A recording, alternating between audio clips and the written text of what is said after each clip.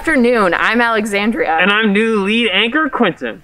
Quentin, this isn't about your promotion. This is about the Escape to Yawgoog program. Yeah, I know that. For the first time this year, Yawgoog opened its gates to Scouts and Scouters. Every weekend through the end of October, troops and individual Scouts can stay overnight, participate in activities, and enjoy food from the dining hall. For more about this program, we're going to send it over to our professional program commissioner, Matt Delva. I'm here right outside campsite Dan Boone, where Troop 1 Manville is staying. Now, let's see if we can catch up with one of their Scoutmasters. Hey, George. Hey, Matt, good to see you. How you Nice been? to see you, too. What's it like being here at Yawgoog after this long absence?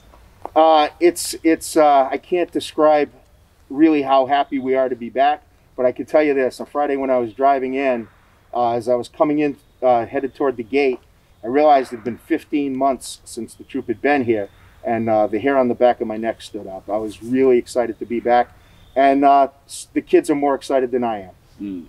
So now, do you feel that you're getting your value out of the program? Absolutely. One of the parents asked why it was $150, and even if you just do simple math, forget that you're at the greatest place in the world.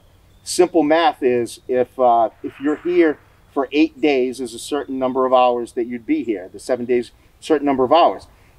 This weekend is 1/3 of that number of hours. If you divide the 450 for a regular week at Yawgoog, you get 150. So you're getting the program you would get. It's just a condensed version for the same number of dollars.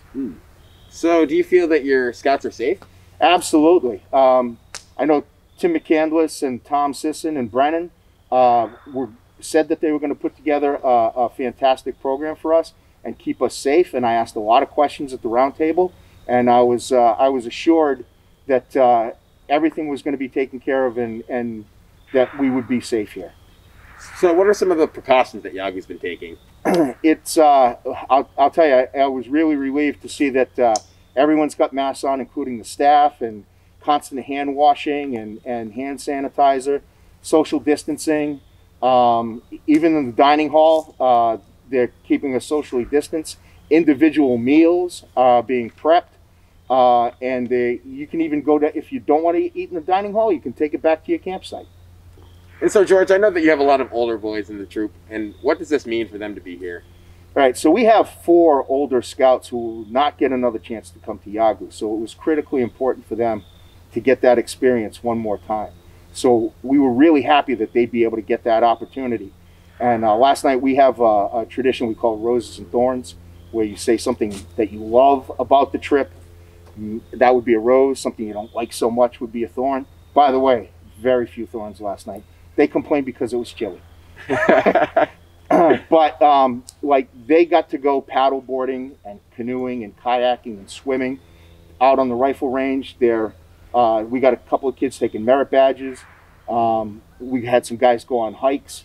They're just having a great time here. They love the scavenger hunt. The bake-off was exciting.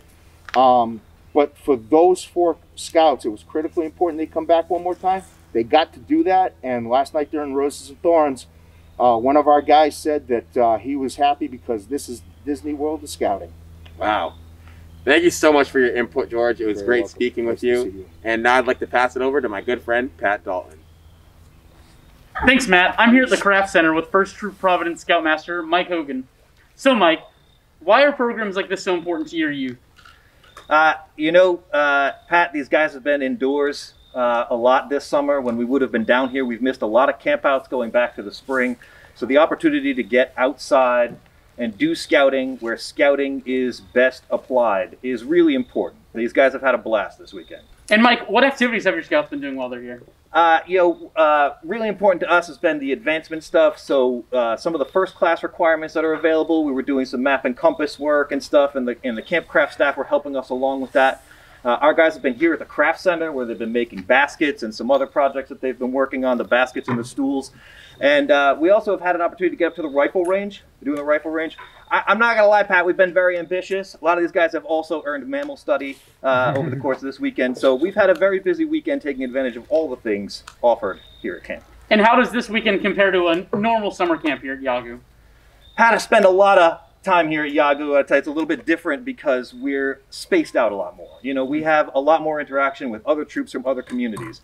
I was surprised when I got down here to find Most of the other troops in Providence are also here this weekend. Troop 53 Providence, Troop 76 Providence, out on Curtis Tract, Troop 28 Providence.